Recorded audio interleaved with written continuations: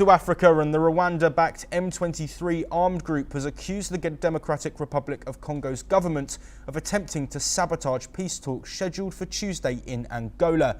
The group claims that Congolese forces have intensified airstrikes using fighter jets and drones in densely populated areas, calling it a deliberate effort to derail negotiations. Angolan President João Lourenço has called for a ceasefire, but neither side has committed to halting hostilities.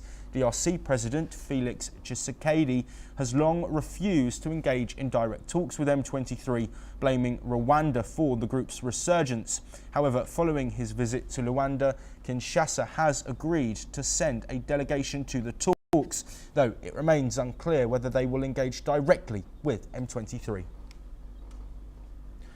According to Israel, its negotiating team discussed the hostage issue with Egyptian mediators on Sunday. This came after Prime Minister Benjamin Netanyahu had told Israeli negotiators to continue the indirect talks on the ceasefire later on Saturday. Netanyahu, meanwhile, sought to dismiss the head of internal security agency Shin Bet amid a public spat over proposed reforms to the agency following Hamas's October 7th attacks. Mediated by Qatar, Egypt and the United States, the initial phase of the ceasefire took effect on January the 19th, largely halting more than 15 months of fighting in Gaza, triggered by the Hamas attack.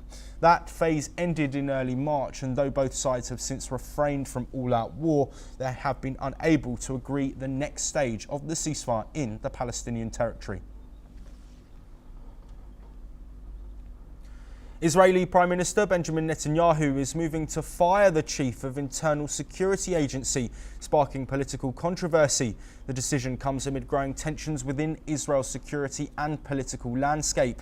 Netanyahu has reportedly accused the agency head of mishandling recent security incidents, leading to calls for a leadership change. Critics argue that the move is politically motivated and could undermine the agency's effectiveness.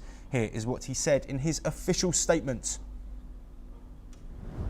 יש לי חוסר אמון מתמשך בראש השב"כ, חוסר אמון שהלך וגבר עם הזמן. בשל חוסר אמון מתמשך זה, החלטתי להביא השבוע לממשלה הצעת החלטה לסיום תפקידו של ראש השב"כ. While opposition leaders have condemned the decision, warning it may compromise national security and disrupt ongoing operations. Meanwhile, Netanyahu's allies defend the move, saying it's necessary to restore confidence in the agency's leadership. Analysts predict that dismissing the security chief could further deepen divisions within the Israeli government and security forces. The decision has drawn significant public and political backlash, with calls for transparency and accountability in the process. Iraqi security forces have intercepted a massive